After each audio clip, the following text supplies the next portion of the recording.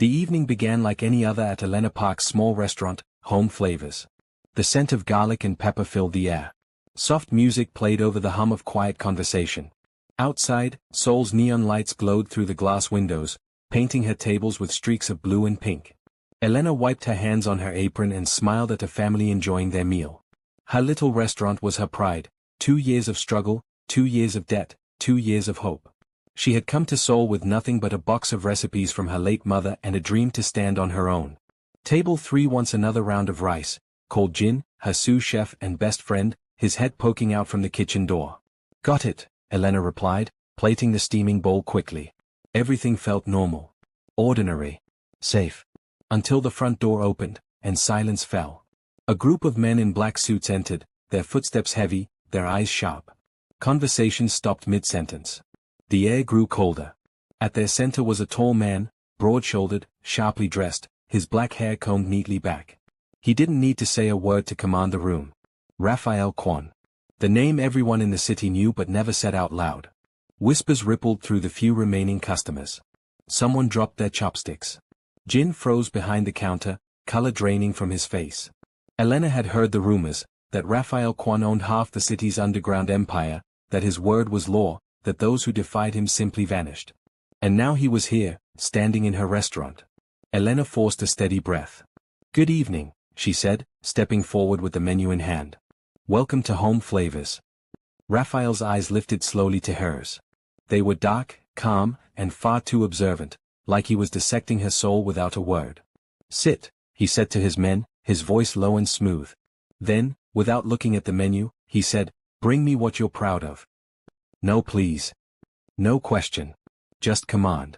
Elena hesitated, irritation flashing in her chest. Of course, she said tightly, masking her tone. One special coming up.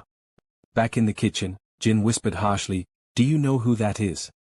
Yes, she said, chopping vegetables faster than usual. Then why are you still cooking? We should call the police. And tell them what? Elena replied. That the most dangerous man in Seoul came for dinner? They'd tell us to close early and pray. Jin muttered under his breath, but helped her plate the food anyway. Minutes later, she carried out a steaming dish of jollof rice with grilled chicken and vegetables. Raphael didn't speak as she set it down. He didn't thank her. He simply watched her, long enough to make her uneasy. Then he began to eat, slowly, methodically, like he was tasting not just the food but her reaction. The room stayed silent. Everyone was waiting for his verdict. After a few bites, he leaned back, wiped his mouth with the napkin, and then, with one casual flick of his wrist, he shoved the plate off the table. The crash echoed through the restaurant. Red sauce splattered across the floor. Jin gasped. Someone stifled a cry. Elena froze. Raphael's voice slid through the silence. Consider it an honor that I even tasted it. The air tightened. Jin whispered, Elena, please. Don't. But she had already stepped forward, her shoes crunching over the shattered porcelain. Her heart was pounding, but her voice was steady. Pay for the food. Raphael's head tilted slightly, as though he wasn't sure he'd heard her correctly. What did you say? You heard me, she replied. You eat here, you pay. You don't get to break things and walk out. His men shifted, hands twitching toward their jackets. The customers looked away, terrified. Raphael slowly stood. He was taller than she expected, his presence filling the space like a storm about to break. He stepped closer, his cologne faintly smoky, his expression unreadable. You've got fire, he murmured, his breath warm against her ear. But fire dies when it meets steel. Elena met his gaze, unflinching. And steel rusts when it meets water. Don't test me, Mr. Kwon. The room went dead silent. No one ever said his name. Raphael's lips twitched into something that wasn't quite a smile. You dare, he said softly. I do, she replied. Now pay. For a long, unbearable moment, they stared at each other, predator and prey, except neither seemed sure which was which. Then Raphael turned away, his coat brushing past her. You'll regret this, he said quietly. And with that, he walked out, his men following like shadows. The door closed behind them with a soft chime. The silence they left behind was deafening. Jin exhaled shakily. You're insane. Elena bent down, picking up the broken plate. Her hands were trembling, but she forced herself to keep moving. Maybe, she said softly. But I don't bow to bullies. Outside, unseen through the fogged window, a black car idled beneath the streetlight. Inside, Raphael Kwan sat in the back seat, watching her sweep the floor. For the first time in years, his expression wasn't cold. It was curious. The next morning, the city felt different. Elena couldn't tell if it was her imagination or something in the air, but even the sky seemed heavy, like it knew what she had done. Jin arrived early, still pale from the night before. "Did you sleep at all?" he asked. "Not much," she admitted, rubbing her temples. "But the world didn't end, did it?" He frowned. "It might. Do you even know what he's capable of?" Elena didn't answer. She just started chopping onions. By noon, the first sign appeared. Her rice supplier called, apologetic but firm. "I'm sorry, Ms. Park," the voice said. "We can't deliver to you anymore." "Why not?" A long pause. "Orders from above. Please don't call again." By evening, her meat distributor and vegetable vendor had both cancelled too. Jin slammed his phone down. "This is him. He's cutting us off." Elena leaned against the counter, her hands trembling. "He said I'd regret it." Jin looked at her helplessly. "You should apologize. To a man who threw food on my floor? To a man who can end your business overnight?" Jin snapped. Elena stared at the empty shelves and the flickering kitchen light. She wanted to scream, cry, or run, but instead, she said, "We'll find new suppliers. Someone must still sell to us." They didn't. Within 3 days, her restaurant was half empty, her ingredients running low. Even her regular customers stopped coming. Some left apologetic messages, others simply vanished. Still, every morning, Elena opened her doors. She refused to close. One night, as she locked up, she noticed a black car parked across the street. Its windows were tinted. She couldn't see inside, but she could feel eyes watching her. Her heart beat faster, but she lifted her chin and walked home, pretending not to notice. The next evening, the car was there again. And again the night after that. On the 4th night, as she stepped out to throw the trash, she heard footsteps behind her. She spun around, and froze. A tall man in a black suit stood near the alley's edge. "Elena Park?" he asked politely. "Who's asking?" "A messenger." He bowed slightly. "My boss requests your presence." Her stomach turned cold. "And if I refuse?" The man's tone didn't change. "Then we will wait."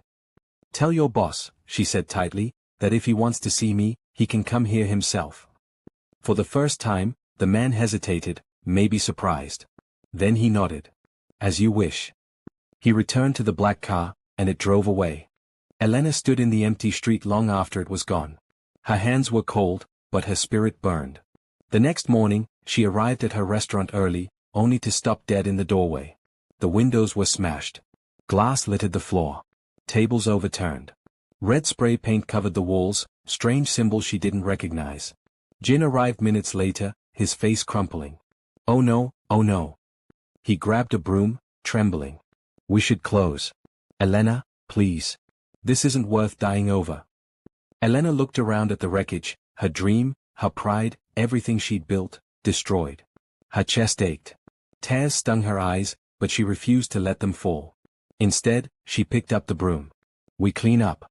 We open tomorrow." Jin stared at her like she'd lost her mind. "Tomorrow? After this?"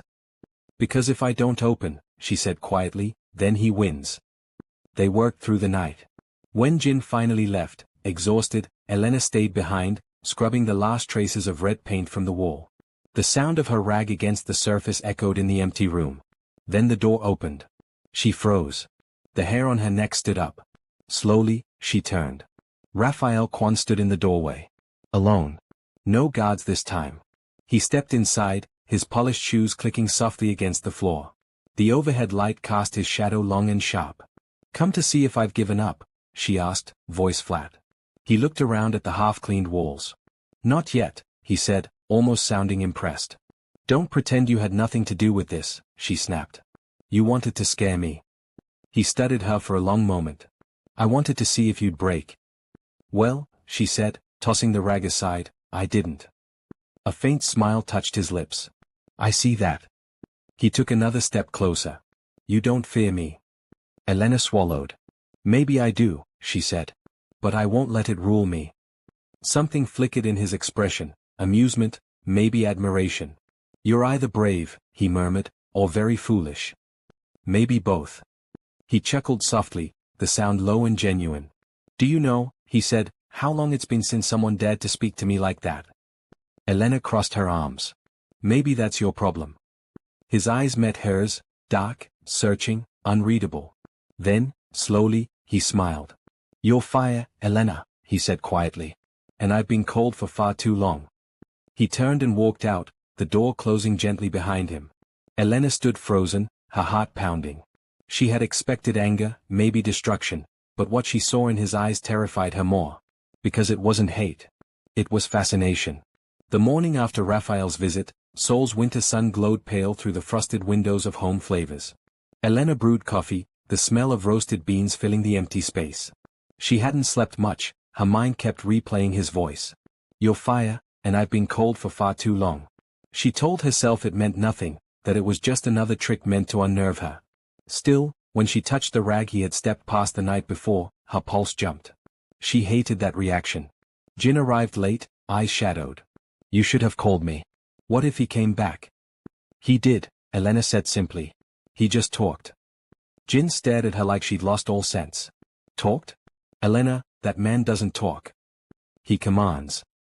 She smiled faintly. Then maybe he's learning how to do something new. By noon, a delivery truck stopped outside. Elena frowned, she hadn't placed any new orders. The driver, a thin man with tired eyes, carried in a large white box. Delivery for Miss Park, he said. From who? Didn't say. Just told me to bring it here. He left quickly. Elena wiped her hands and opened the box. Inside were fresh vegetables, rice, spices, the same brands her suppliers had refused to sell her. Nestled on top was a single black rose. Her heart stuttered. A small envelope lay beneath it. She unfolded the note slowly. Bravery looks good on you. No signature, no logo, nothing else. Jin read over her shoulder and nearly dropped the note. He's watching you. Elena placed the paper back in the box. Then he can keep watching. I'm not running. They used the supplies that day, cooking until the kitchen was alive again with steam and spice.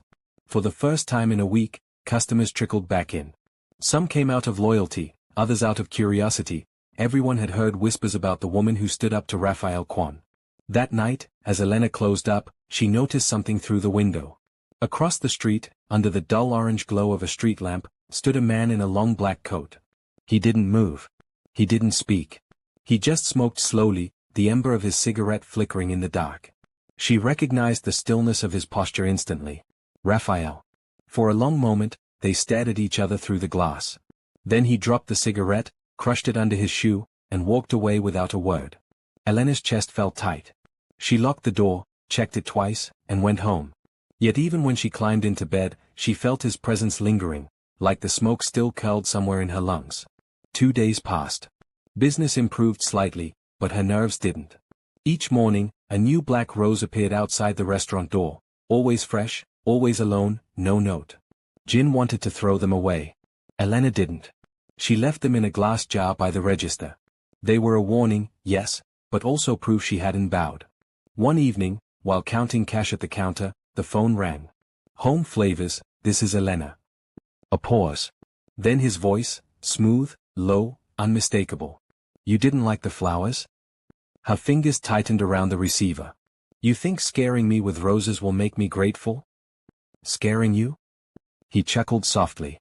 If I wanted to scare you, I'd send something else. Then stop sending anything. I can't, he said simply. You interest me. You destroy people for sport, and now you're interested. Another pause. That's the problem with fire, he said, echoing the words he'd once used. It doesn't ask to be noticed. It burns, and everyone nearby has to feel the heat. Elena's heart thudded.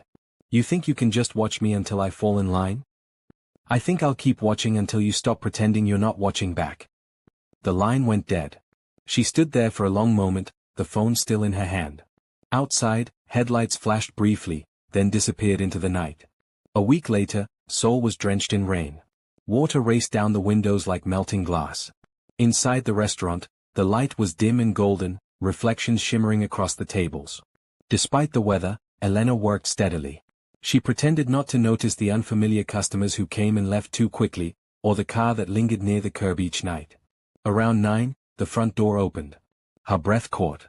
Raphael Kwon walked in, alone again, umbrella in hand, water sliding off his black coat.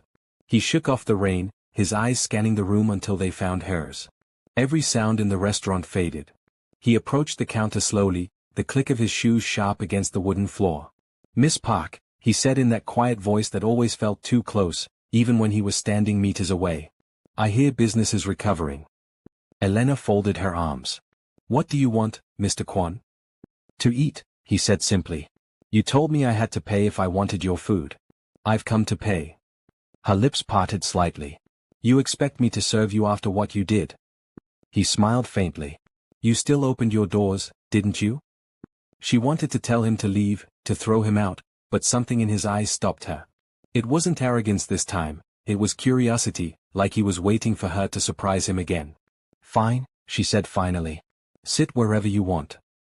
Raphael took the same booth as before. She cooked without speaking, her mind a whirl of anger and disbelief. When she brought the dish out, beef stew with peppers, he thanked her quietly, to her astonishment. He ate in silence for several minutes.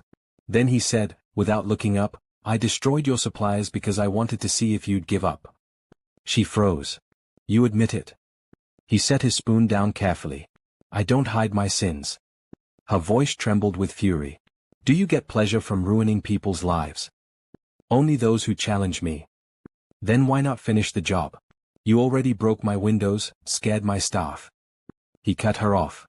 "And yet here you are. Stronger." Elena slammed her palm on the table. The room went still.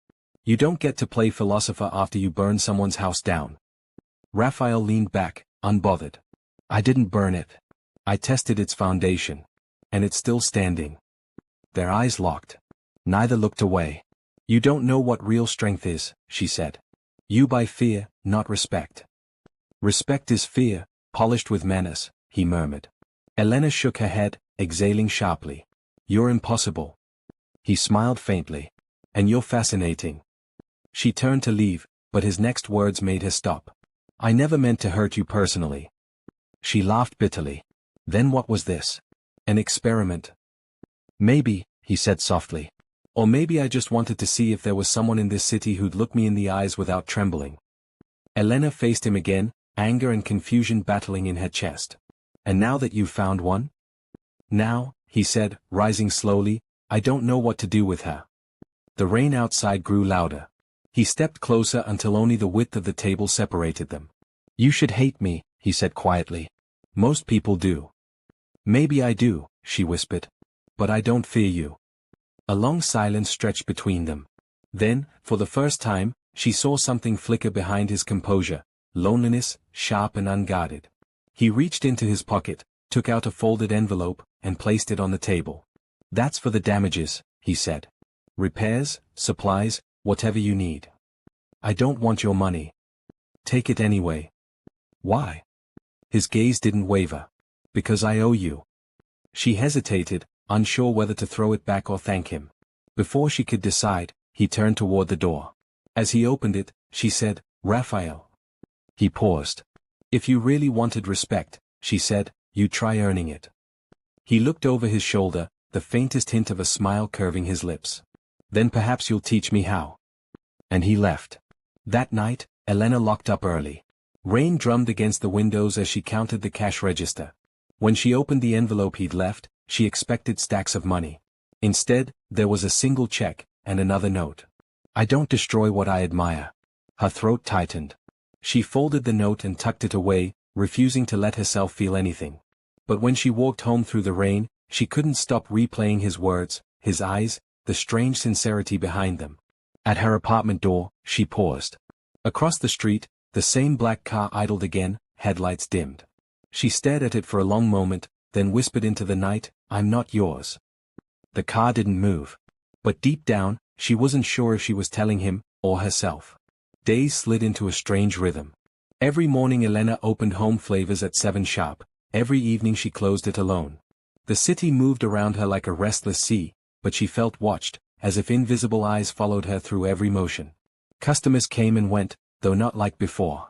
Some arrived in expensive coats, ordered a single dish, barely touched it, and left heavy tips. Their eyes lingered too long. Jin muttered, "They're his people." Elena only said, "Then let them eat. Watching me won't change who I am." Still, the feeling grew. She could sense Raphael even when he wasn't there, his calm voice, his quiet confidence.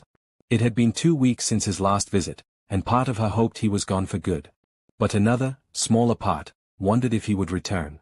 It was a Friday evening when the air shifted again. Rain clouds pressed low over the rooftops. Home flavors glowed warm against the gloom, smelling of pepper and broth. The door opened. He came in like the night itself, dark coat, crisp shirt, eyes steady. Raphael Kwan. Elena didn't freeze this time. She simply looked up from the counter. "You're late for dinner service." He smiled faintly. "Then maybe I should have made a reservation. Maybe you shouldn't come at all." He glanced around. "Business looks good. People are curious," she said. "They come to see if the woman who defied the devil is still breathing." "And are you?" "Barely." Something flickered in his eyes, amusement, maybe pride. "Then let's make sure you stay that way. Sit with me." "I'm working." "Not anymore." There was quiet authority in the words, the kind that expected obedience. Elena stared at him, then removed her apron slowly. 5 minutes, she said. They sat opposite each other at a corner table. The noise of the kitchen faded. Outside, thunder rumbled. Raphael spoke first. "You keep opening this place, even after what happened." "Why?" "Because it's mine. Everything has a price." "Not everything," she said. "Some things you fight for." He studied her a long moment. "You remind me of someone I knew, a man who thought honor could survive in this city. He's buried now." "And you?" she asked quietly. "Did you bury your honor with him?" He laughed softly, not offended. "Maybe. Then stop trying to buy mine." "I'm not buying," he said. "I'm observing." Her heart beat faster. "Then observe somewhere else." He leaned forward, elbows on the table, voice low. "If I wanted you harmed, you wouldn't be sitting here. I came because I respect what I can't control. That's rare for me." "Respect?" she echoed. "You call stalking and threats respect?" He smiled without warmth. "Maybe my version of it is different." Thunder cracked outside. For a long moment they just looked at each other, the air heavy with unspoken challenge. Then his phone buzzed. He glanced at it, frowned. "I have to go." He stood. "Lock your doors early tonight." "Why?" "Because the men who fear me more than you do might not knock first." Before she could answer, he was gone, leaving only the faint scent of smoke and rain. That night, Elena did lock early. At midnight, she woke to a noise outside, car doors slamming, voices shouting. She pulled back her curtain. A group of masked men stood across the street, breaking into a parked van. They looked wrong, dangerous in a different way. Suddenly, headlights flared. A black car sped up the road, forcing the men to scatter. Someone shouted, tires screeched. The black car stopped directly beneath her window. She recognized it instantly. The driver's door opened. Raphael stepped out, coat whipping in the wind. He looked up, saw her watching, and gave a single nod, half warning, half reassurance. Then he turned to the street, phone to his ear, voice sharp and cold. Within minutes, the other men vanished into the alleys. Elena closed the curtain slowly. She pressed her hand to her chest, heart hammering. She wanted to hate him for interfering, for making her world revolve around his shadow. But deep down she knew, if he hadn't come, things might have ended differently. The next morning, a small envelope lay under the restaurant door. Inside was another note, written in the same elegant handwriting. "You're safe now. Don't mistake protection for weakness." She crumpled the paper, threw it away, and whispered, "I never asked for protection." But her hands were shaking. A week later, the city settled into uneasy calm. The rumors about the restaurant woman still spread, but danger seemed to have passed. Jin urged her to rest, yet Elena refused. She needed normal days again, even if normal no longer existed. One chilly evening, just before closing, the bell over the door chimed. She didn't need to look up. She already knew who it was. Raphael. No guards, no entourage, only him. His expression unreadable, his coat carrying faint traces of cold night air. Elena sighed. "If you're here to eat, the kitchen's closing." "I called ahead," he said calmly. She blinked. "You what?" He gestured toward a corner table. On it sat 2 plates she hadn't served, steaming dishes prepared by Jin before he left. Your assistant said you'd be here late. He told me I could wait. Her jaw tightened. Jin really needs to learn what privacy means. Raphael smiled. Sit. You haven't eaten either. I'm not. Please. The word surprised her. Not a command this time. A request. She hesitated, then sat opposite him. For a moment, the only sound was the ticking wall clock and the faint hum of the refrigerator. Raphael picked up his chopsticks, tried a bite, and said, "Better than last time." "I should hope so," she replied. "You threw the last one on the floor." "I regret that." Her eyebrows rose. "You regret something?" "I'm capable of it," he said. "Just rarely." Elena snorted. "Congratulations on your emotional growth." He laughed quietly, genuinely. The sound startled her. It wasn't cruel, just warm. "You keep surprising me," he said. "I'm not performing for you." "I didn't say you were. I'm simply unused to honesty spoken this close." She set her chopsticks down. "Why are you here, Raphael? Really?" He looked down for a moment, then met her eyes. "Because silence doesn't suit you. You fight me even when you don't speak. And I don't want to be the enemy you keep fighting." Elena leaned back. "You expect me to believe you came for peace?" "I came for truth," he said softly. "Mine, and maybe yours." "What truth could we possibly share?" He hesitated before answering. "That we both built something out of nothing, and both of us will burn anyone who threatens it." The honesty in his tone startled her. She said quietly, "You think we're alike?" "I know we are." She shook her head. "I cook food. You spill blood." He held her gaze. "Both feed hunger." For a moment, the world outside disappeared. The lights flickered once, and the space between them grew thin, too full of tension, too alive. Raphael's voice softened. "You could have run when I first came here. Why didn't you?" "Because if I ran once, I'd keep running forever." He nodded slowly. "Good answer." Then silence again, heavier than before. When Elena stood to clear the plates, Raphael rose too. "Leave them," he said. "I'll do it." She blinked. "You? Clean a table?" He smiled faintly. "I wasn't always who I am now." He gathered the dishes and carried them to the counter. The sight of the city's most feared man washing his own plate in her sink was almost absurd. When he finished, he turned to her, drying his hands. "See? Not so terrifying." Elena couldn't help but laugh. "I'll still lock the doors behind you." "I'd expect nothing less." He walked to the door, then paused, hand on the knob. "Elena," he said without turning, "if I promised not to hurt you again, would you believe me?" She hesitated. "No. But maybe I'd want to." He nodded once.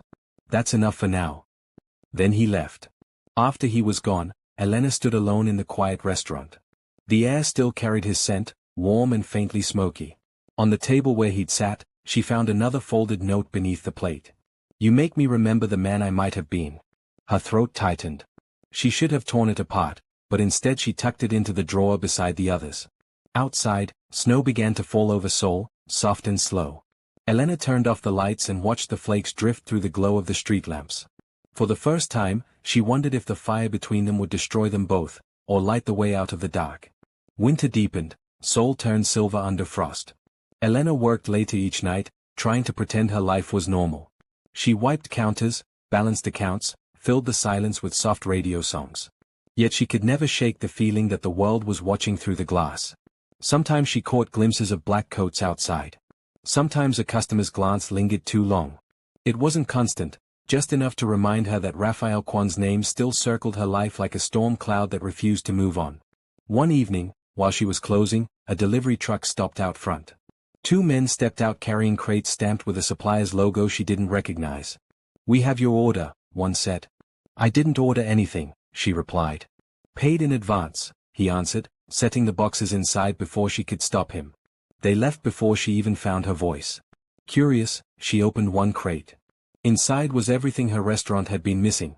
Perfect rice, imported peppers, spices too expensive for her budget. A small envelope lay on top. "Use these. No one will touch what carries my mark." No signature. No address. But the handwriting was his. Elena's first instinct was to throw everything out. Then she thought of Jin, of rent, of debt. Pride fought with survival until exhaustion made the choice for her. She kept the supplies. That night, as she walked home, fog drifted through the streets. She turned a corner, and a black car slid quietly into view, headlights off. The door opened. A man she didn't know stepped out. "Miss Park, my boss requests your presence." "Tell your boss I'm not interested." The man bowed slightly. "Please don't make this harder." He wasn't threatening, but the air around him was cold and final. A second man opened the car door wider. Inside, through tinted glass, she saw a silhouette, broad shoulders, still posture, a glint of watchlight at his wrist. Raphael. Elena's stomach twisted. "I can walk on my own," she said. The first man nodded. "Then please do so." She entered the car, every muscle tight. The city blurred past in a rush of neon and darkness. Raphael said nothing. He sat opposite her, gaze fixed out the window. Only when the car slowed before a tall riverside building did he speak. "I told you not to walk home alone at night." "That's not your decision." He turned his head, meeting her eyes. "When danger circles you because of me, it becomes my decision." Elena folded her arms. "So you abduct people for their safety?" "If I wanted to abduct you, you wouldn't have been asked." The elevator carried them upward in silence. At the top floor, glass walls opened to a private lounge overlooking the Han River, quiet, minimal, expensive. "This is your idea of safety?" she asked. "It's the only place I can control," he said. "And right now, control is all that keeps you breathing." He poured tea, placed a cup before her. "Drink." "I'm not thirsty." "It's not poisoned." "I wasn't worried about that," she said. "Just the company." His mouth curved slightly. "You still have claws." "Good." She sat, tired of fighting shadows. "Why am I here, Raphael?" He looked out at the river lights. "Because someone wants leverage over me. They think you are that leverage." Elena stared at him. "So your enemies know about me?" "They know your name, your restaurant, your defiance." His tone sharpened. "They think you matter." "I don't belong to your world," she said. "You walked into it the moment you looked me in the eye." She pushed back her chair. "Then you unlock me. Let me go." He caught her wrist, not harshly, just enough to stop her. "If they touch you, they touch me. I can't allow that." Her heart hammered. "You can't cage people to keep them safe." "Maybe not," he said quietly, "but I can keep them alive." For the first time, she heard weariness under the steel in his voice. He released her wrist and stepped back. "You can leave tomorrow," he said. "Tonight, you stay here." The guest room was larger than her entire apartment. Through the window, the city shimmered, distant and unreachable. She tried to sleep, but every sound reminded her she was surrounded by his world. Just before dawn, she slipped into the hall. Raphael stood by the window, still in yesterday's clothes, staring at the river. "You don't sleep much," she said softly. "Not when people want me dead." "That must be exhausting." He glanced at her. "It's familiar." They stood in silence for a moment. Then she asked, "Do you really think fear is the only way to survive?" He turned fully toward her. "Fear keeps people predictable. Predictable people stay alive. And those who aren't?" He smiled faintly. "They fascinate me." She shook her head. "You call that fascination. I call it control." "Maybe they're the same thing," he said. Elena walked back to her room, heart pounding, angry at him, and at herself for listening. When she woke again mid-morning, the guards were gone, the apartment empty. On the table lay another note. "Go home. They won't bother you again." Below it, a small silver key. No explanation. She took it, unsure whether it unlocked safety, or another kind of prison. Elena returned to her restaurant that afternoon. The street looked normal, the same fruit vendor calling prices, the same students rushing past. Yet everything felt slightly off, like the world had tilted a degree to one side. Inside, Jin nearly dropped a tray when he saw her. "You've been missing for 2 days." "I'm fine." He stared. "Did he?" "No," she said quickly. "He just talked." Jin groaned. "Elena, talking isn't what men like him do. Whatever game he's playing, you can't win." "I'm not playing," she said. "I'm surviving." But as she wiped tables and reheated soup, her thoughts kept drifting back to the river view, to the tired look in Raphael's eyes when he said familiar. The memory unsettled her more than his threats ever had. That night, she locked up and started home. The sky hung low, heavy with fog. Halfway down the street, she sensed movement behind her. She turned. A shadow detached from the alley, tall, broad, wrong. Not Raphael. Not his men. Her pulse jumped. She began to walk faster, but footsteps followed. She reached into her bag for her phone, fumbling. Then another figure stepped out of the fog ahead of her. A man in a grey coat she recognized from the restaurant a week earlier, one of the customers who'd barely eaten. "Miss Park," he said smoothly. "My employer would like a word. Tell him to make an appointment."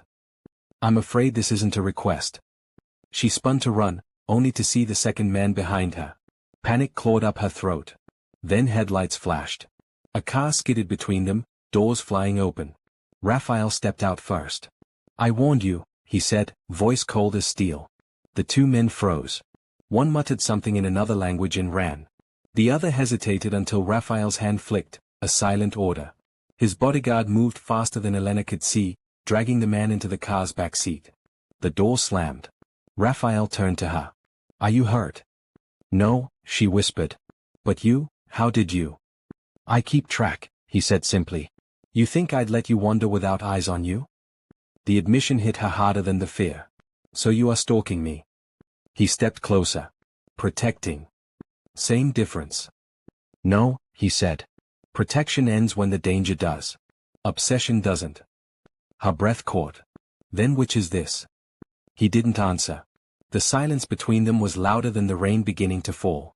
Finally she said, "You can't keep saving me just to prove you're powerful." He looked away, jaw tight. "Maybe I'm not proving anything. Maybe I'm just tired of losing what I care about." Something in his voice, low, cracked at the edge, broke through her anger. She saw not the Mafia King now but a man carrying ghosts he didn't know how to put down. "You don't even know me," she said softly. He met her eyes. "Then tell me who you are." Elena swallowed. "Someone who wants her life back."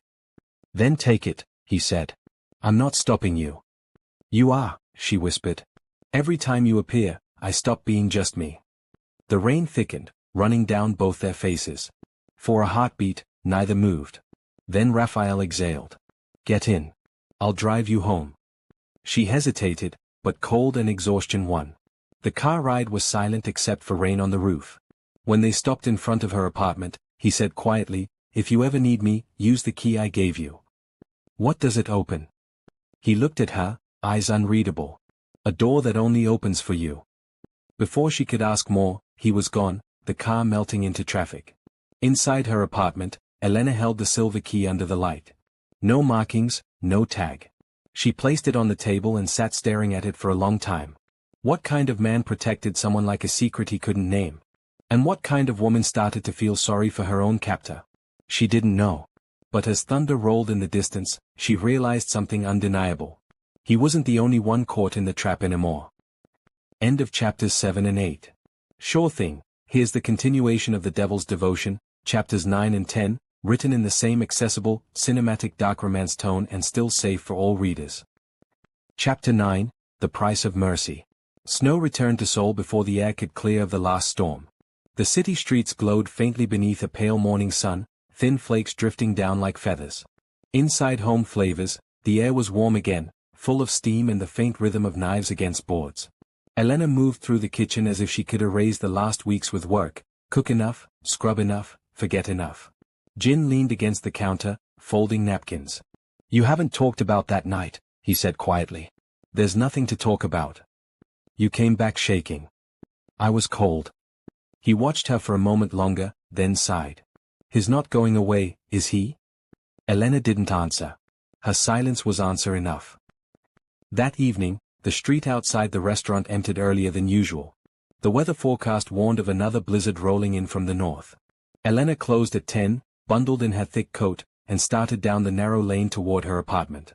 She had gone only 2 blocks when she smelled smoke. Not cigarette smoke. Burning. Her stomach dropped. She ran.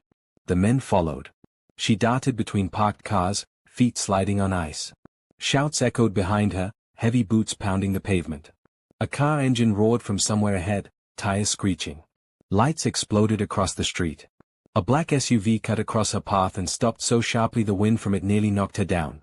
The driver's door opened. Raphael stepped out, coat flaring like a dark flag. The men chasing her froze. One muttered something she didn't catch. Raphael didn't shout, he only looked at them. Whatever they saw in his face sent them running. He turned to Elena. Are you hurt? She shook her head, breathing hard. You can't keep doing this. He ignored the accusation. Get in. I'm not your... He didn't let her finish. If you stay out here, they'll come back. She climbed in. The warmth of the car hit her like a wave, and for the first time since the fire she felt her hands start to shake. They drove in silence through the snow-filled streets until the car pulled into an underground garage beneath another unfamiliar building. He opened her door. Come inside. I'm not a stray you can collect, Raphael. No, he said quietly. But you're someone I refuse to see broken. The elevator opened onto a high-ceilinged apartment. It was elegant but sparse, filled with clean lines and cold light. He motioned toward a chair by the window. Sit. Elena stayed standing. Who were they? People who think hurting you will remind me what weakness feels like. And why do they think that? Because you showed me I still have one. She stared at him. You act like this is noble. It isn't. You pulled me into your mess. Yes. His eyes met hers without apology. And I'll get you out of it. She laughed, bitterly. You can't save someone from a fire you started. He stepped closer. I can try. An hour later, while he made a call in the next room, Elena stood by the window, watching snow drift along the river. She heard his voice through the half-closed door, calm, clipped, terrifyingly precise. Whoever he spoke to, the conversation ended with, no witnesses. Just silence. When he came out, his expression had softened again, as if the other face had never existed. It's done, he said. You won't be touched again. What did you do? I removed the problem. Her throat tightened. That's not mercy, Raphael. He looked at her for a long time, the mask slipping. It is, in my world. Later, he offered to drive her home. She refused. He insisted on sending an escort instead. When she finally reached her apartment, she locked the door, leaned against it, and let out a long breath she hadn't realized she was holding. For the first time, she wondered which frightened her more, the people hunting her, or the man who kept saving her from them. The next morning, sunlight bounced off new snow, bright enough to hurt her eyes. Elena opened the restaurant, pretending everything was normal. She chopped vegetables until her hands ached. Jin hovered, worried but silent. By evening, a stranger delivered another crate of supplies with no sender listed. Inside was a single folded note. Dinner. 8 o'clock. Same place. She almost threw it away. Instead, she found herself staring at the clock at 7:45. The top floor of the riverside building looked the same as before, windows like mirrors, air smelling faintly of smoke and citrus. A single table stood near the glass. Raphael waited beside it, dressed simply in a dark sweater instead of his usual suit. You came, he said. Curiosity, she replied. Not obedience. I'll take it. He gestured toward the table. Sit. The food surprised her, plain rice, vegetables, grilled fish. He poured wine for them both, the faint clink echoing in the quiet. For a while, they ate in silence.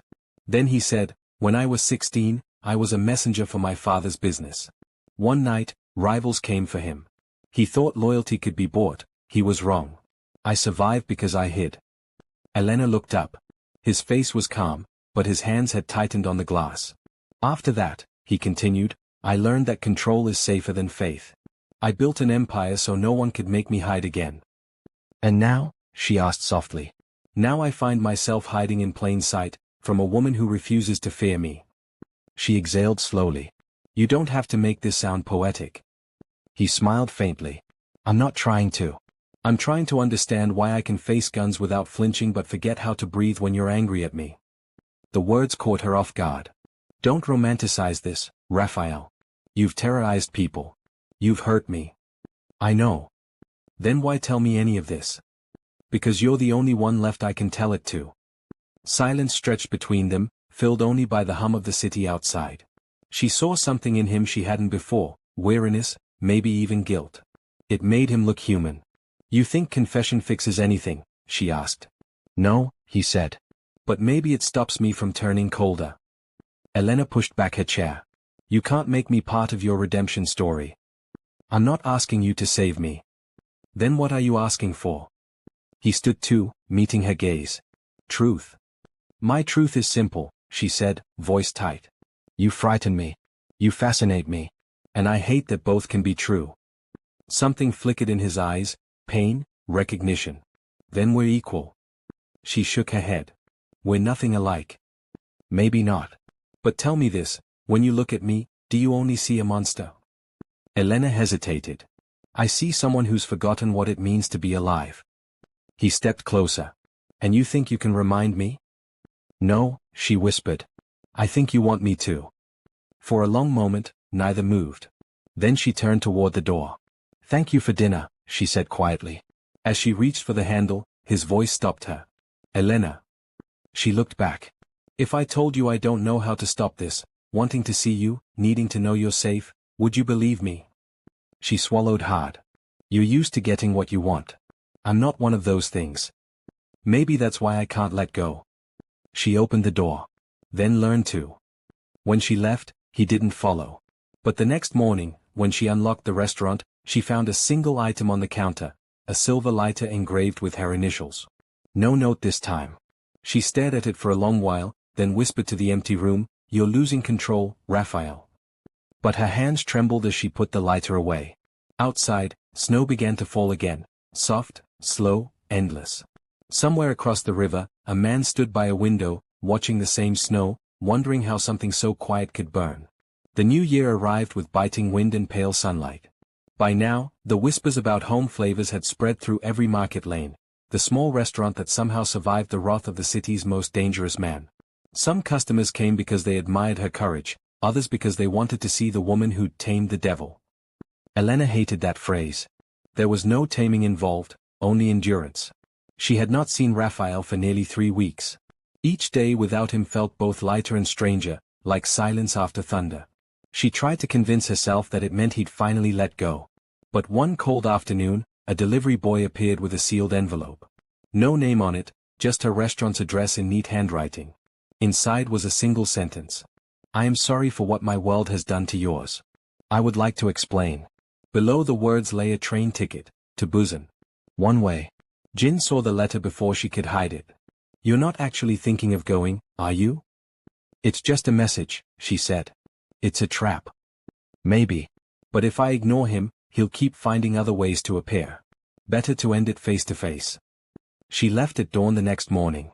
The seaside air was sharp with salt.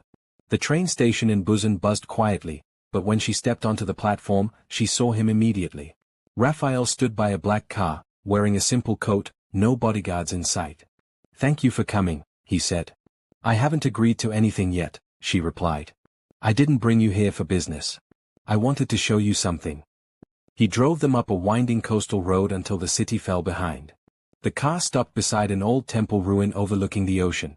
Below, waves crashed white against the rocks. This place belonged to my mother's family, he said. Before everything I became. Elena glanced at him. Why bring me here? Because I've never told anyone that. He turned to face the sea. The wind pushed his hair across his forehead.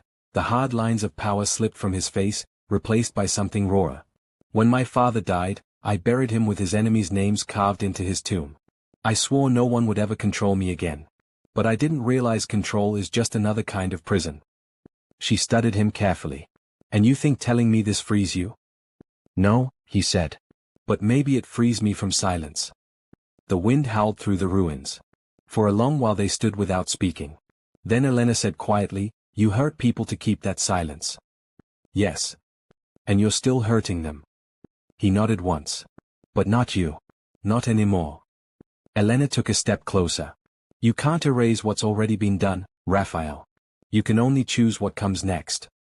He met her eyes, and something flickered there, a spark that was neither power nor threat, just desperate honesty. I don't know how to choose anything that doesn't involve control, he said. Then start with this, she whispered. Let me go. He shook his head slowly. You don't understand. Letting you go doesn't feel like mercy. It feels like suffocation. She felt her pulse quicken. You don't own the air I breathe. No, he said, stepping closer until the wind tugged at both their coats. But I've spent my life in smoke. You're the first breath that didn't choke me. For a second she couldn't move. Then, before she could speak, He reached out, slowly, giving her the chance to step back. She didn't. His hand brushed her cheek, hesitant, almost uncertain. "Tell me to stop," he said. Elena's voice trembled. "You should. But you didn't." The kiss that followed wasn't gentle. It was a clash of everything they hadn't said: anger, fear, longing, defiance. When she pulled away, her breath came sharp. "This doesn't fix anything," she said. "I know. It changes everything. Maybe that's the point." She stared at him for a heartbeat longer, then turned toward the car. "Take me home, Raphael." He followed without argument. Back in Seoul, the city lights glittered against fresh snow. When he dropped her at her apartment, he didn't try to follow her inside. He just said, "You think you're safe because you're strong. But strength doesn't stop memory." Elena answered quietly, "Then remember me as the one who said no." When the door closed behind her, she leaned against it, eyes stinging. She wasn't sure what frightened her more, the danger that came with him, or the warmth she'd felt when his hand touched her face. Outside, the sound of the car faded into the night, leaving only the echo of her heartbeat. Days passed, brittle with cold. Raphael did not return, but his absence wasn't silence. Rumors spread through the city's underworld. Someone had attacked his organization, burned one of his warehouses near the river. For the first time, Elena realized how deep his world ran: politics, smuggling, men who owed him fear like attacks. Jin noticed her distraction. "You've been somewhere else lately." "Just tired," she said. "You're thinking about him." "I'm trying not to." He sighed. Trying usually means failing. That evening, as snow thickened outside, the lights in the restaurant flickered once, then again. A moment later the power died completely. "Not again," Jin muttered, fetching a flashlight. Before he could switch it on, the front door burst open. Two figures in dark coats rushed in, faces hidden. One shouted, "Everyone down." The other smashed the register with a crowbar. Elena's scream cut through the dark. "Stop." A gunshot cracked, shattering a window. Jin dragged her behind the counter. Glass rained over them. In the chaos, headlights flared outside and the attackers fled into the snow. For a moment there was only the sound of Jin's ragged breathing. "Are you hit?" She shook her head, heart hammering. "Call the police."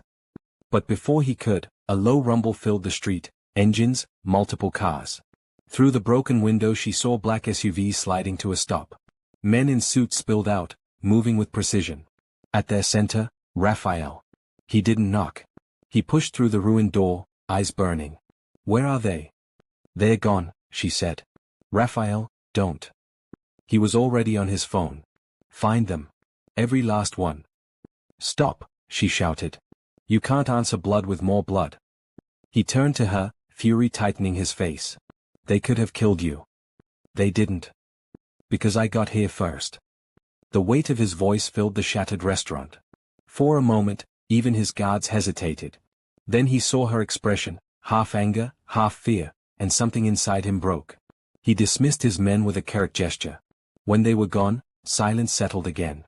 Elena stepped out from behind the counter. "This is exactly why I told you to stay away. Everything around you ends like this." He looked around at the wreckage, the broken glass, the overturned chairs, the dark smear of soot on the wall. "I didn't start this war," he said. "But you brought it to my door." He didn't deny it. "I warned you that my world bleeds into everything it touches." "Then why drag me into it?" "Because I wanted something untouched," he said. "Something that reminded me what life looked like before it turned red." She stared at him, tears stinging her eyes. "You can't have peace by destroying everything that threatens it." He took a step closer. "Tell me how, then. Tell me what I'm supposed to do." "Walk away." "You think it's that simple?" "Yes," she said, her voice shaking but firm. "You built this empire. You can leave it." He almost laughed, but it sounded more like pain. "If I walk away, there's nothing left of me." "Then maybe that's the only way to find who you were before all of this." For a long time neither spoke. The wind outside whistled through the broken glass. Finally Raphael said quietly, "I can fix this place. I'll pay for everything." "No." He blinked. "No? I'll rebuild it myself," she said. "The same way I did the first time. Without your money. Without your power." He exhaled slowly. "You think that will erase me?" "I don't want to erase you," she admitted. "I just want to survive you." Raphael looked at her as though the words had struck him harder than any bullet. Then he turned and walked out into the storm. The next morning, the restaurant stood silent beneath a thin sheet of snow. Police tape fluttered in the wind. Gin swept up the glass while Elena stood by the door, staring at the empty street. Across the road, a bouquet of white lilies had been left on the hood of her car. No note. No signature. But she knew. That night, every major news channel in Seoul carried a story: the mysterious dismantling of several criminal operations along the river, dozens of arrests, an empire collapsing from within. No one knew who was responsible. But Elena did. Raphael had kept his promise, to remove the problem, to make sure she wouldn't be touched again. He had bled for it. She turned off the television and sat alone in the quiet apartment, watching snow fall outside her window. The city looked peaceful for once. But peace felt heavy, like a debt waiting to be paid. She whispered into the silence, "You can't save people by destroying yourself." No answer came, only the muffled hush of snow against the glass. Still, somewhere deep inside, she felt certain he could hear her. Winter finally broke its hold on Seoul. The first breath of spring slipped through the city, thawing the streets but not the silence that had settled around Home Flavors. Elena's restaurant was still in repairs. The bullet holes had been plastered over, the broken windows replaced, but the smell of smoke still clung faintly to the air no matter how many times she scrubbed. The neighborhood had gone quiet around her. Customers whispered instead of laughing, afraid of the shadow that still followed her name. She worked alone most days now. Jin had left after the attack, leaving a short note on the counter: "I'm sorry, Uni. I can't do this anymore." She couldn't blame him. He hadn't signed up to live under the weight of another man's war. Elena arrived before sunrise, cleaned, cooked, served, and closed without speaking to anyone except her delivery drivers. Work kept her sane, though sometimes she wondered if she was just building a cage made of habit. Raphael had not appeared since that night. Not a call, not a message, not even one of his wordless gifts. It should have brought her peace. Instead, it left her with questions that gnawed like hunger. She caught herself thinking about his last words: "If I walk away, there's nothing left of me." Had he done it? Had he really let go of the empire that had defined him? Or was he buried beneath it? It was late on a Friday night when she closed early, exhaustion sinking into her bones. The sky outside was heavy with clouds, streetlights blurred by drizzle. As she reached for the door, the faint reflection in the glass made her pause. A figure stood across the street. Tall. Still. Watching. Her heart clenched, then steadied. She stepped outside, rain spotting her coat. "Raphael," she called. The figure didn't move. She crossed the street, her boots splashing through puddles. When she came closer, she realized it wasn't him. It was one of his men, a bodyguard she'd seen before. He bowed slightly. "Miss Park," he said. "You shouldn't be here alone." Her voice tightened. "Where is he?" The man hesitated. "You should come with me." "Tell me where he is first." The guard looked at her, something uneasy flickering across his face. "He's hurt." The world seemed to tilt. "What do you mean, hurt?" "He's alive," the man said quickly. "But there was an ambush last night. He told me to find you." Elena's breath caught. "Take me to him." The drive was long, winding through the quiet edges of the city to a secluded house surrounded by pine trees. The air smelled of rain and earth. Inside, the lights were dim, curtains drawn. She followed the guard down a narrow hallway until she reached a large room. Raphael lay on a couch, pale against the dark leather. His arm was bandaged, his shirt unbuttoned at the collar. For a moment, all she could do was stare. He opened his eyes slowly, and the faintest smile crossed his lips. "You came." "You shouldn't be smiling," she said, kneeling beside him. "What happened?" "Someone decided my absence meant weakness," he murmured. "They were wrong." "Wrong enough to shoot you?" "Just a scratch." She frowned, inspecting the bandage. "You call this a scratch? You need a doctor." "I have one," he said. "But I sent him away. I wanted you here."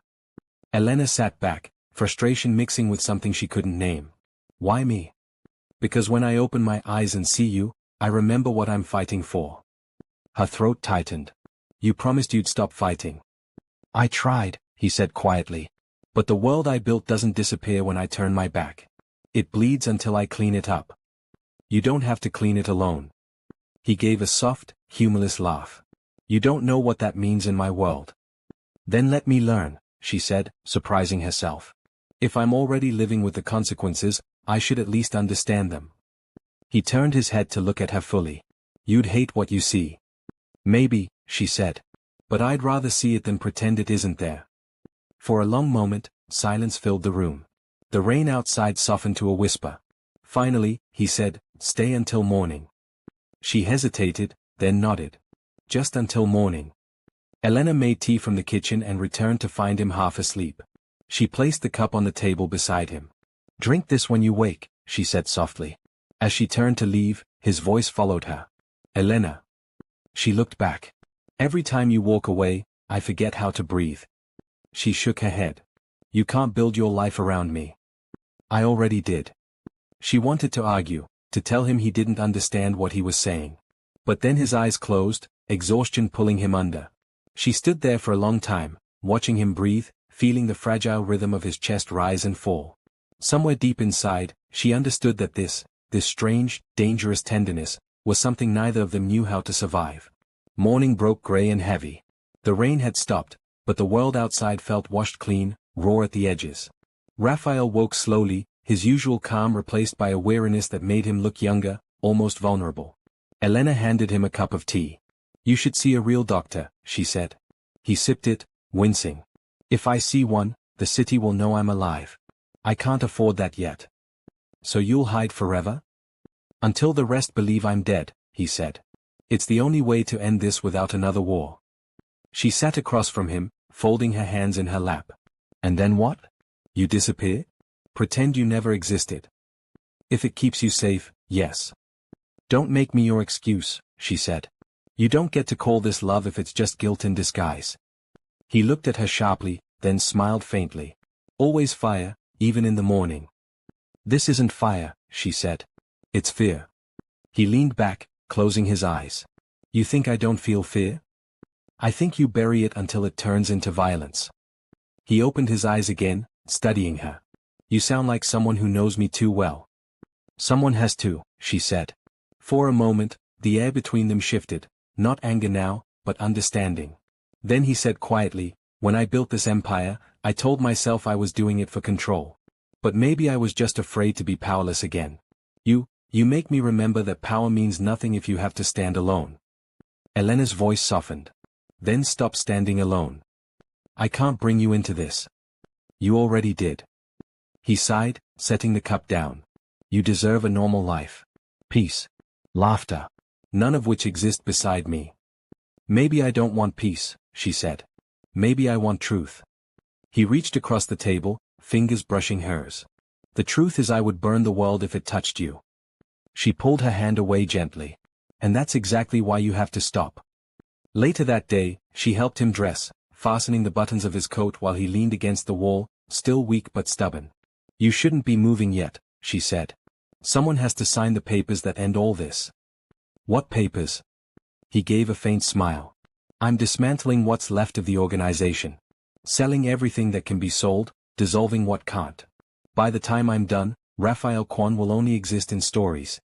Elena stared at him. You're serious? Completely. Why? He met her eyes. Because I want to find out who I am without the weight of fear. And if the world doesn't let you, then I'll rebuild again, he said, but differently this time. By evening, he was ready to leave. She walked him to the door, rain returning in a soft drizzle. You'll hear things about me, he said. Some true, most not. Don't believe any of it until I come back. Come back. If I survive this, I'll find you. If I don't, he trailed off, looking at her one last time. You gave me something worth surviving for. Her throat ached. You should have found that in yourself. Maybe you're the part of me I lost. He started down the steps, his figure fading into the mist. Elena stood there until the sound of the car disappeared, until the only thing left was the soft patter of rain and the faint echo of his words. When she finally turned back inside, she found the silver key he had given her months ago lying on the table, a quiet promise that still waited to be used. She picked it up, held it tightly in her palm, and whispered to the empty room, then come back alive, Raphael. I'm not done telling you who you could be. Outside, thunder rolled far off over the river, like the city exhaling after a long-held breath. Spring melted into the heavy heat of early summer. Seoul buzzed with traffic and noise again, But for Elena Park, the weeks moved like quiet ghosts. The restaurant reopened after repairs, brighter than before, the paint still fresh, the lights softer. To anyone walking in, home flavors looked alive again. But Elena felt the silence that hid beneath it, the kind that comes when you've forgotten how to wait, yet keep waiting anyway. Raphael Kwan had vanished. No one had seen him since that gray morning when he left her door. The news whispered about the fall of an empire. A dozen of his associates were arrested. Companies he'd owned through false names disappeared overnight. Some said he'd escaped the country, others said he'd been buried under the ruins of his own world. Elena never asked. She told herself she didn't need to know. She worked, slept, worked again, until days blurred into weeks. Jin texted her once, "Glad you're safe." She replied with a single heart emoji and nothing more. Still, sometimes, when the restaurant was empty and the hum of the city softened, she swore she could hear his voice somewhere in the back of her mind, low, careful, promising, "If I survive this, I'll find you." On a humid afternoon, she stepped outside to restock supplies. The streets were crowded, the air smelled of rain and fried food from nearby stalls. She passed a newspaper stand, and her eyes caught a headline on the corner of the front page. "Underworld boss missing, presumed dead." Below it, a grainy photograph of Raphael's face, taken years ago. She froze, staring at it until the vendor said, "Tragic, eh? They say he drowned in the Han River. Body never found." Elena paid for the paper, her fingers trembling. That night, she sat in the back office, reading every line until the ink smudged beneath her fingertips. The article offered no proof, only rumors. But the words "presumed dead" hit like a stone. She whispered, "You promised you'd come back." Her own voice sounded strange in the empty room. The next day, business was slow. She moved through the motions automatically, greeting customers, pouring soup, cleaning tables. At closing time, a courier arrived carrying a small parcel wrapped in brown paper. "Delivery for Miss Park," he said. "I didn't order anything. No return address. Signature required." Her heart stuttered. She signed, closed the door, and set the package on the counter. For a moment she just looked at it, afraid to open it. Then she tore through the wrapping. Inside lay a small velvet box. Not a ring box, smaller, older. She flipped the lid. A silver key gleamed inside, identical to the one Raphael had given her months ago. Underneath it lay a folded note. "For when you're ready to unlock the truth." No signature. No location. Just the same familiar, deliberate handwriting. Elena sat back, staring at the words until her vision blurred. She didn't know whether to cry or laugh. Alive or ghost, Raphael Kwan had found a way to speak again. That night, sleep refused to come. The air outside her window shimmered with the glow of city lights, the distant noise of late-night traffic. She held the silver key in her palm until it warmed to her touch. At midnight she stood, dressed, and left the apartment. Her feet carried her without thought, guided by something between fear and longing. She followed the same road that led toward the river, the same direction he had disappeared into. The key felt heavier with every step. When she reached the riverbank, the air was cool and quiet. The moon broke through the clouds, spilling silver across the dark water. Near the foot of the bridge, she saw something half hidden behind the railing, a small metal locker, rusted at the edges. Her breath caught. She knelt, pressed the key into the lock, and turned. It clicked open easily. Inside was an envelope wrapped in waterproof plastic. She unfolded it with shaking hands. "If you are reading this, it means I have done what I promised. The empire is gone. I am not.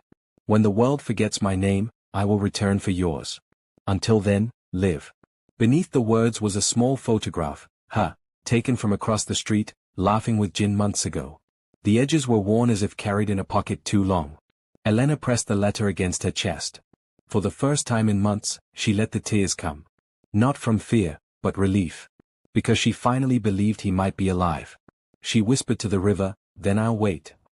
And somewhere in the distance, thunder rolled softly, as if the city had answered. Summer faded. Autumn came quietly, gold and gray. Home flavors thrived again. Tourists filled the tables, drawn by the rumor of the Phoenix restaurant that had survived every storm. Elena worked with steady hands, smiling easily, but inside she lived half in the present, half in the shadow of that promise. Every morning, she looked at the silver key hanging from a chain around her neck. Every night, she touched it before turning off the lights. She told no one. Some hopes were too fragile to share. One evening, months later, the first snow began to fall. The flakes were small, delicate, almost shy. The restaurant glowed with warmth and laughter. Elena carried a bowl of stew to a table by the window and caught her reflection in the glass, older now, calmer, eyes darker but steadier. She was proud of that. The bell over the door chimed. She turned automatically. And froze.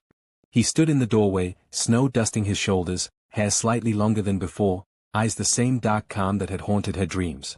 Raphael. The noise of the restaurant blurred, faded. He stepped inside slowly, his gaze never leaving hers. Elena. Her name on his tongue was almost a whisper. She didn't move, afraid the moment would break if she breathed too hard. He came closer, stopping a few steps away. I kept my promise. She found her voice at last. You disappeared for half a year. I had to finish what I started. No one can use your name again. No one even speaks mine. And the empire? Gone, he said simply. Everything that could burn, burned. She looked at him for a long moment, searching his face. The sharp edges of arrogance were gone. He looked tired, yes, but free. I don't know whether to hit you or thank you, she said. Either will do, he replied, a faint smile touching his lips. Her throat tightened. You could have told me you were alive. I wanted to, but I needed to know you could live without me first. And if I couldn't? Then I would have failed you, he said quietly. And myself. He sat at his old booth, the same one where it all began.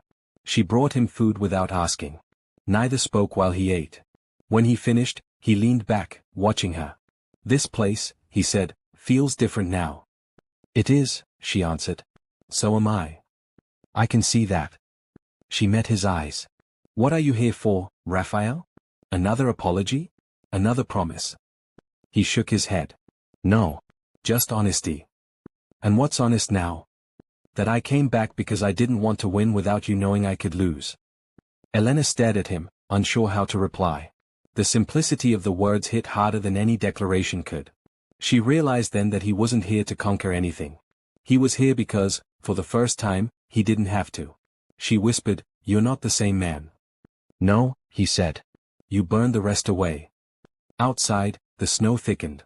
The restaurant slowly emptied as customers left, one by one. When the last door closed, silence settled like soft fabric around them. Elena leaned against the counter. So what happens now? Raphael looked at her for a long time, then reached into his coat pocket. He pulled out a small velvet box, the same kind he had once left at her door. I used to think power was the only thing worth owning, he said. But you taught me that peace is owned, not taken. He opened the box. Inside lay a plain silver band. I don't have an empire anymore, he said. Just a name that's almost forgotten. But if you'll have me, I'd like to build something honest, with you. Elena's eyes glistened. You think love can erase what we've been? No, he said softly. But maybe it can rebuild what's left. She took a long breath, looking at him, the man who had once been her tormentor, her savior, her storm. The man who now stood before her stripped of all his armor, asking not for forgiveness but for a chance. Finally, she stepped closer. Only if you promise one thing. Anything. Never bow again. Not for me, not for anyone. Just stand beside me. He nodded slowly. As you wish. She took the ring, slid it onto her finger herself. The gesture felt small, but it carried the weight of everything they had endured. Raphael exhaled, relief softening his features. You never make things easy. I'd be boring if I did. He laughed quietly, and for the first time, the sound wasn't dark, it was light, real.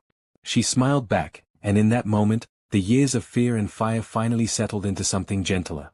That night, after closing, they stood outside together.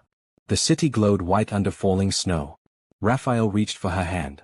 You know, the first time I saw you, I thought you were reckless. I was, she said. I talked back to a monster. And the monster, he said, learned he was still human. They walked along the empty street, their steps leaving twin trails in the snow. Behind them, the sign of Home Flavors shone softly through the frost, an ordinary name for an extraordinary story. And though neither said it aloud, they both knew the same truth. The fire that had once destroyed them had become the light that would guide them home. The snow melted, giving way to a sharp, wind-swept spring. The city moved on, unaware of the quiet story unfolding behind the doors of Home Flavors. Elena's restaurant had become famous now, Food bloggers wrote about the rebirth of Seoul's most resilient kitchen, politicians came to dine in secret, and locals swore they could taste defiance in every bite of her cooking. To her customers, she was just Elena Park, the woman who'd survived everything. To Raphael Kwon, she was something else entirely, the compass that pulled him toward life. He lived quietly now, away from the city's flashing headlines. The empire he dismantled had left scars that stretched deep across Seoul's underworld. His name was gone from the whispers, his enemies either jailed, buried, or scattered. What remained was the shadow of who he had been, the ghost of power that refused to die completely. And sometimes, late at night, that ghost came knocking. It started with small signs. A dark car parked too long across the street. A man sitting alone at a nearby cafe who never ordered more than one drink. Elena noticed it before Raphael did. "Someone's watching us," she said one evening as they closed the restaurant. He didn't look surprised. "I was expecting it." "Expecting what?" "The vacuum left behind," he said. "When power disappears, someone always tries to claim it." She frowned. "You told me it was over." "It was," he replied. "Until people realized I wasn't dead. So this is my fault." He shook his head, stepping closer. "No. It's the cost of survival. And I'll pay it before it reaches you." "Raphael. I promised you peace," he said quietly. "But sometimes peace requires one last war." 3 nights later, he was gone. No note this time, no message, no sign of where he'd gone or why. Just his coat missing from the rack and a faint scent of smoke left in the air. Elena tried to call him. The phone rang once, then disconnected. The silence that followed was heavier than fear. She didn't sleep that night. She sat by the restaurant window, watching the city lights blur through the glass. At dawn, she found a single text waiting on her phone. "Don't come looking for me." She read it over and over until the words lost meaning. But by noon, she had already decided she wouldn't obey. Elena went first to the only place that still connected them, the riverside ruins near Busan where he'd once taken her. The wind was cold, sharp with salt. No one was there. Only a faint trail of boot prints leading down toward the cliffs, washed halfway away by the tide. She followed them anyway. At the edge of the rocks, she saw something half buried in the sand, a phone, cracked but still glowing faintly. Raphael's. The wallpaper was a photo she hadn't known he'd taken, her laughing outside the restaurant one summer evening. A lump formed in her throat.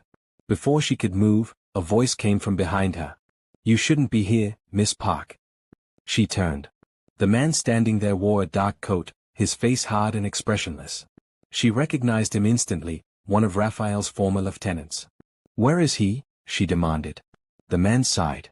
"You're not supposed to see this part of his life." "Where is he?" "Finishing what he started."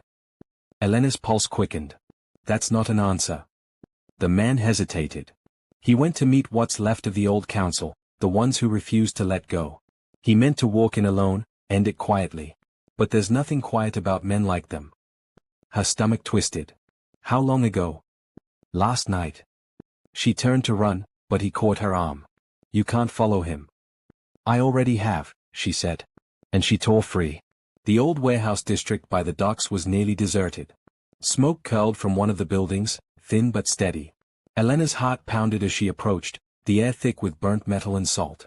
The door was half open, hinges broken. Inside, the floor was littered with spent shells, overturned crates, and the faint smell of gunpowder. She called out, "Raphael." No answer. Only the creak of the wind through the steel beams. Then, faintly, a cough. She followed the sound through the dim corridors until she found him sitting against a pillar, jacket torn, blood streaked down his arm. His gun lay on the floor beside him, empty. Her knees hit the ground beside him. "Oh my God." He managed a weak smile. "Told you not to come." "Shut up," she said, pressing her hand to his wound. "You're bleeding." "It's not deep," he said, wincing. "One of them got lucky. The rest won't bother us again." "This isn't peace," she whispered. "This is madness." He reached for her hand, his grip faint but steady. "It's over now." "It doesn't look over."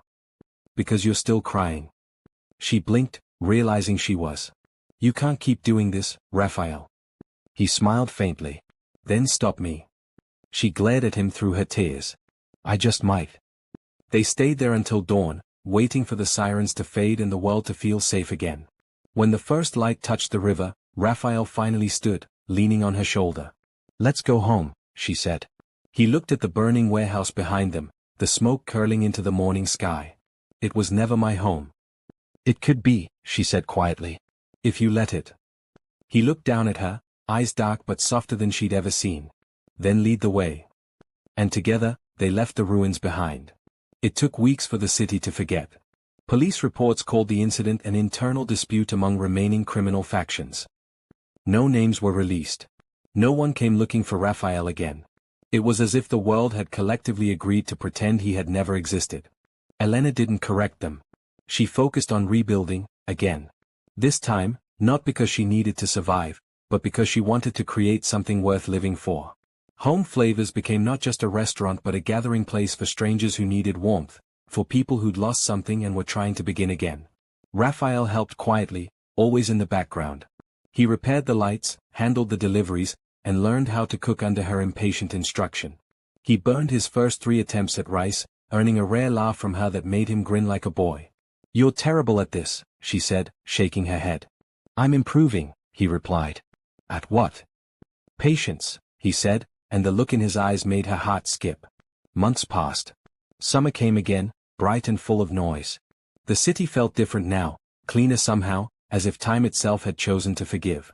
One evening, after the last customer left, Raphael stood by the window, watching the street lights flicker to life. Elena joined him, wiping her hands on a towel. "Quiet night," she said. "Too quiet. You miss chaos." He smiled faintly. "Sometimes. It reminded me I was alive. And now." He turned to her. "Now I have better reminders." She laughed softly. "You're getting good at words, Mr. Kwon. Only because you make them worth saying." They walked home through the narrow streets, hand in hand. The air smelled of rain and grilled meat from nearby stalls. Elena looked at him, his face lit by the amber glow of passing streetlights.